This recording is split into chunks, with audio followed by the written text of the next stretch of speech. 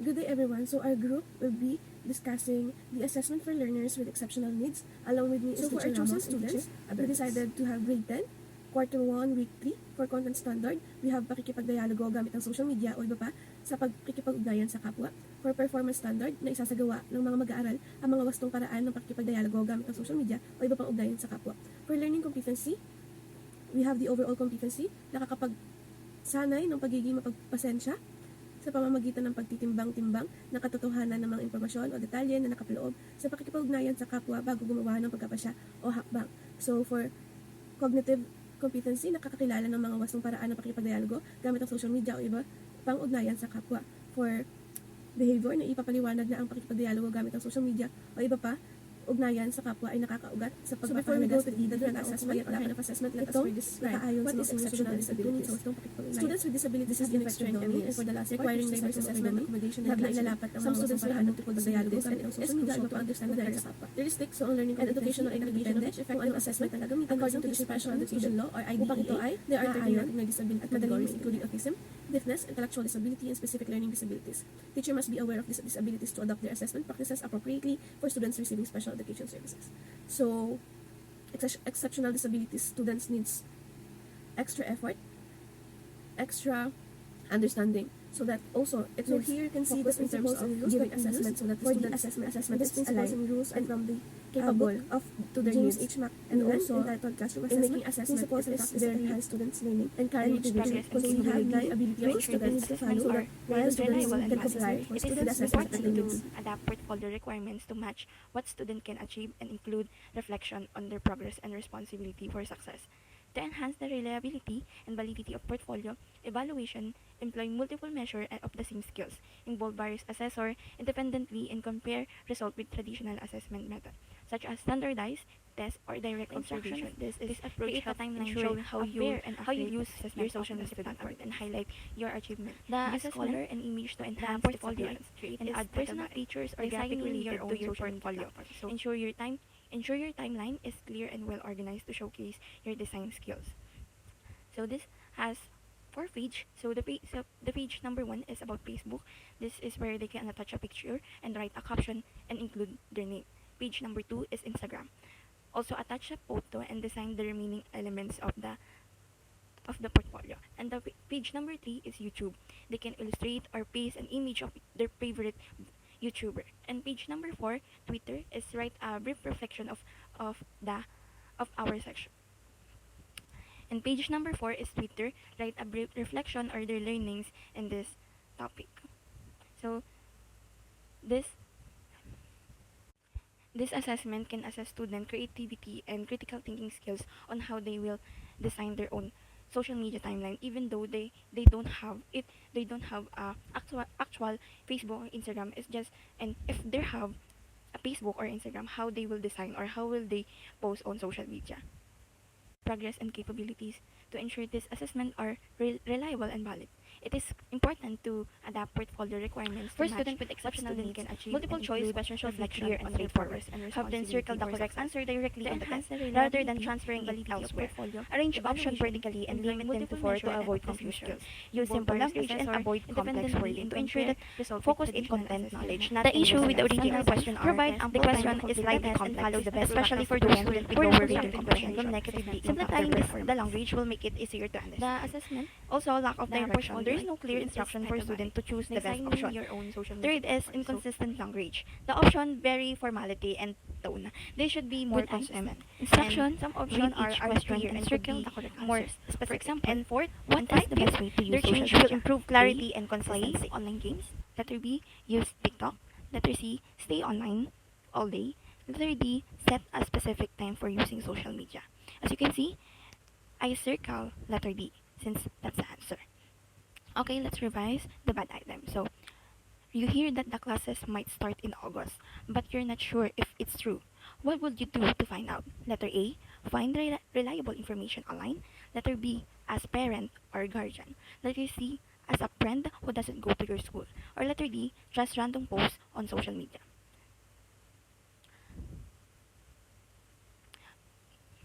For students with exceptional needs, This per student with exceptional needs, these principles are important. So for the next Clear and assessment, simple we will be instruction discussing and example the help short them answer grasp item what and the is, essay what is item. expected. Students with Underlining verbs disabilities and may find superlating constructive direction, response aid in items focusing attention and challenging, like understanding short tasks. answer and essay Regularly questions. checking for Because understanding this and requires adjusting reading skills level, in ensuring that all recognizing and students, organizing regardless ideas, of their needs, listening can and access writing. and To comprehend support the them, test teachers should materials effectively, first avoid lengthy reducing essay confusion question, and improving second clarify performance. key terms, third define command words, fourth limit the number of essay questions, answer fifth and allow essay outlines, items, seven we will be having provide enough learning time, and competency, eight offer alternatives. letter C, So ilalap research ito it ng accessible accessible and assessment, environment tailored to o their iba pang needs, ugnayan sa kapwa. Ito ay nasa ilalim ng psychomotor. So for our bad item, meron tayo sample here. Anong sinasabi dito, panuto, basahin at sagutin ng mga sumusunod. So para naman atin itong gawing good item, first gagamitin natin yung rule number 1. Sinasabi dito na read written directions aloud slowly and give students example opportunity to ask questions about the directions. Reread direction for each page of the question. So for our good item, we have direction na sinasabing babasahin ko ang mga panuto ng malakas, makinig ng mabuti at magtanong kung kinakailangan. Sagutin ang bawat tanong ng maikli at malinaw. So ngayon pa lang nagawa na natin ang first direction. For the second direction, keep direction short and simple. So again, nagawa na natin short and simple. For the third principle, give examples of how to answer the question. So sa ating good item, meron tayo dito halimbawa na tanong. Ano ang dapat mong gawin upang mapanatili ang respeto sa isang online na pag-uusap? Halimbawa ng sagot. Gumamit ng magagalang na salita at iwasan ng mga personal na atake. So gayon, nagpakita tayo ng example para sa ating good item question. Ngayon naman, ay ilalagay na natin ang ating question. Kung saan sinasabi dito, ating question, paano mo may papakita ang paggalang sa mga opinion ng iba sa social media. So ang estudyante or the students with exceptional needs will answer it directly and concise. should be avoided, As they can confuse students, especially those with disabilities. Also, asking students to correct for binary items can be overwhelming. Learning computing so it's best to avoid limiting the number of items to 1 to 15 or use 10 to 15 domain focus and prevent cognitive. Sabi dito na napakilala ang mga wastong paraan ng pakikipagdialogo gamit ang social media o iba pang ugnayan sa kapwa. For our bad item, panuto, pumili ko ang pahayag ay tama o mali. Kapag, number 1, kapag may hindi ka gusto sa isang post, tamang magalit ka agad at sumagot ng masama. Number 2, hindi mahalaga kung naintindihan ng kausap mo ang sinabi mo sa ibang online na pag-uusap. So bakit ito naging mali? Unang-una, hindi malinaw ang instruction. Pangalawa, medyo malabo o malabo talaga ang mga item dito sapagkat gumagamit sila ng negative item kung saan may word na hindi. So for good item, ang ginamit nila upang the first principle which read written direction aloud. Para gawin ito and give students good item, kailangan natin ask questions about the direction rules and also ang mga grade of the questions and also sabi ng binary items for simple. So, students na natin bago sa ating panuto na ngayon natin sabi na babasahin ko ang mga panuto ng malakas, makinig ng mabuti at maaari kayong magtanong. Binibigyan ito ng assurance sa mga estudyante na maaari silang magtanong kung sila ay mga katanungan pa o naguguluhan sa panuto. Para sa bawat pahayag, bilugan ng tama kung ang pahayag ay wasto at mali kung hindi wasto. Isa sa mga rules ng binary item assessment is ang student ay dapat bilugan ang tamang sagot upang mas madali nilang malaman kung ano ang kanilang sagot at mas madali nilang maintindihan kung paano nila sasagutan ang isang item. So, meron na rin tayo ditong principle number 3, kung saan sinasabing give examples of how to answer the questions. So, halimbawa, ang paggamit ng mga magalang na salita ay mahalaga sa online na pakikipag-usap. Sagot, tama. Ngayon, nakikita natin dito sa ating PPT na binulugan ang tama na sagot. So, for good item, now meron na tayong dalawang item kung saan tatawagin natin itong good item. Una, gumagamit ng mabuting salita kapag may komento sa social media. Tama o mali? Number 2, kapag may hindi malinaw na sinabi ng iba, magtanong ng may hinahanong upang maunawaan. Tama o mali? Ngayon, bibigyan natin ng focus of attention ang ating mga items by underlining the verbs. Nakikita natin sa number 1, gagamitan natin ay i-underline natin ng word na mabuting salita. Paggamit ng mabuting salita. Kung sa gayon ay mas maintindihan ng estudyante ang kanyang kailangan sagutin. Number 2, ang ating i-underline na verb ay magtanong ng mahinahon. So, mas malalaman ng estudyante kung ano ba yung dapat niyang gawin at mas maintindihan niya ang ating item question.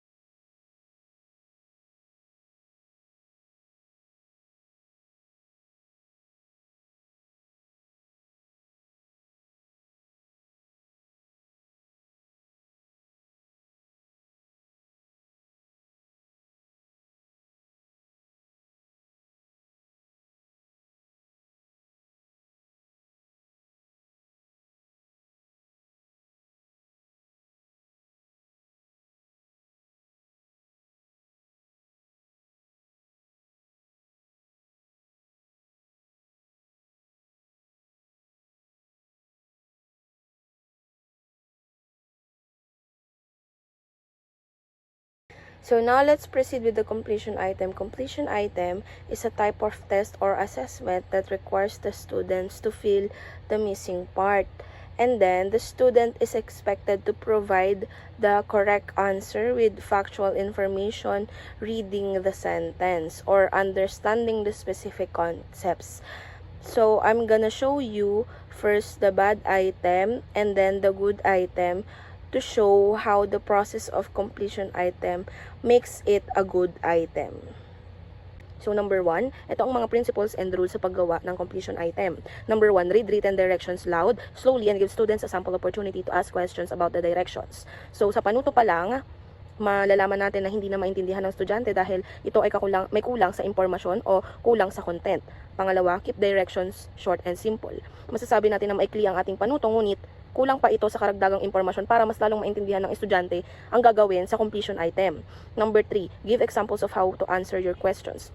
So, halimbawa, ang pakikipag-usap gamit ang social media ay dapat may respeto sa blank at blank. Doon pa lang ay mali na dahil tatandaan natin ang paggawa ng completion item ay dapat isa lamang ang blanco at isa lamang ang hinihinging sagot upang mas malapit ang maging sagot ng mag-aaral, lalong-lalo na tayo ay magtuturo sa may exceptional needs. Mas madali nilang maintindihan at mauunawaan ang halimbawa o ang pangungusap kapag maayos ang pagkakalapat nito.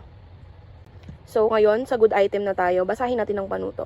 Puna ng patlang ng tamang salita batay sa iyong napag-aralan. Siguraduhin ang iyong mga sagot ay tama at kumpleto. Kung nahihirapan ay humingi ng tulong sa iyong guro. So, dito pa lang sa panuto ay nalinaw na natin kung ano yung mga dapat nilang sagutan at dapat nilang basahin ng maigi para masagutan nila ng tama yung completion item. So, ito ang halimbawa. Ang pakikipag-usap gamit ang social media ay dapat may respeto sa damdamin ng ibang blank. So, sinasabi din dito na i-underline ang verb, which is yung pakikipag-usap, para maalam nila kung sino o ano ang bagay na pwede nilang isagot doon sa blanco. So let's proceed with the performance assessment. Performance assessment are useful for students with word-finding issues or communication disorders. Ensure directions are clear with examples and reasonable time frames. Clearly outline steps and provide appropriate materials and opportunities for performance. Use a detailed scoring rubric with specific criteria for objectivity. For physical skills or coordination issues, provide necessary assistance and monitor group interaction closely if possible. So, sa performance assessment, dito tinitignan yung kasanayan at pag-unawa ng estudyante sa isang gawain nila. Dito rin sinusubukan kung gaano kagaling sa pag-iisip ang isang estudyante pagdating sa mga aktwal na gawain. Katulad na lamang ng roleplay na ipapakita ko sa next slide. At i-convert natin ang bad item into good item at titignan natin kung ano yung pagkakaiba nito. So, ito ang example ng bad item. Ang bawat isa ay magsasagawa ng roleplay. Maghanda sa mga linyahan tungkol sa social media. Inaasahan na makumpleto ang gawain sa loob ng 10 minuto. So, sa roleplay pa lang na 10 minuto ay hindi na akma sa time frame na hinihingi ng roleplay dahil ang roleplay ay kadalasan nangyayari sa 20 minuto hanggang 30 minutos sa isang klase. So, sa panuto pa lang ay masyado ng concise at nagbibigay ng kakulangan ng impormasyon tungkol sa type ng performance assessment na dapat ibinibigay sa estudyante. So, makikita natin dito sa bad criteria na walang paglilinaw o walang malinis na impormasyon na nakapaloob sa criteria o rubric at hindi detalyado ang mga nakalagay. Hindi rin nagbibigay ng detalyadong aksyon o impormasyon katulad ng magaling o hindi magaling ang naging puntos ng estudyante sa isinagawang roleplay sa performance assessment. So, narito naman tayo sa good item. Hatiin ng mga mag-aaral sa maliit na grupo ng 4 to 5 miyembro. Bawat miyembro ng grupo ay tatanggap ng role card na maglalarawan ng kanilang ginagampanang eksena sa kung papaanong wastong pakikipagdialogo sa social media. Ang bawat grupo ay magkakaroon ng 20 minutes para sa kanilang ibabahaging presentasyon. So, nilapat na natin ang tamang impormasyon at ganito ang pagsasagawa ng panuto. Kailangan detalyado at malinis ang mga impormasyong nakalagay upang hindi magkaroon ng pagkalito sa estudyante pag binasa ang panuto at mas madali nilang maiintindihan o maisasagawa ang roleplay na kanilang gagawin. So pangalawa, ang intended learning outcomes, mahalaga ito para makita natin kung ano ang mga inaasahan natin na matututuhan ng mag-aaral sa kanilang roleplay o sa kanilang performance assessment at para din malaman natin kung ano ba yung mga pinagbasehan ng kanilang gawain. So, 4 ang nandito, mauunawaan ang iba't ibang uri ng exceptional needs tulad ng communication disorder, learning disability at physical na kapansanan. Magpapakita din ng empatiya at respeto sa tamang komunikasyon at pakikisalamuha sa mga individual. Magagamit ng mga estratehiya para masuportahan ng mga kaklase at masuri ang kanilang pakikipag-usap upang malaman kung paano nila natutulungan ang bawat isa sa pamamagitan ng paggamit ng wastong paraan ng dialogo sa social media. At ang panghuli, ito rin ay halimbawa ng good criteria. Malalaman natin na maganda ang criteria kapag wasto ang impormasyon at detalyado ang mga nakalagay at nais ipahiwatig ng guro sa kung ano man ang gusto niyang makita na performance ng isang estudyante. Malalaman din natin na maayos ang criteria kapag nalapat nito ang iba't ibang pamantayan sa pagmarka at ang puntos na may kaukulang komento sa magiging puntos ng estudyante.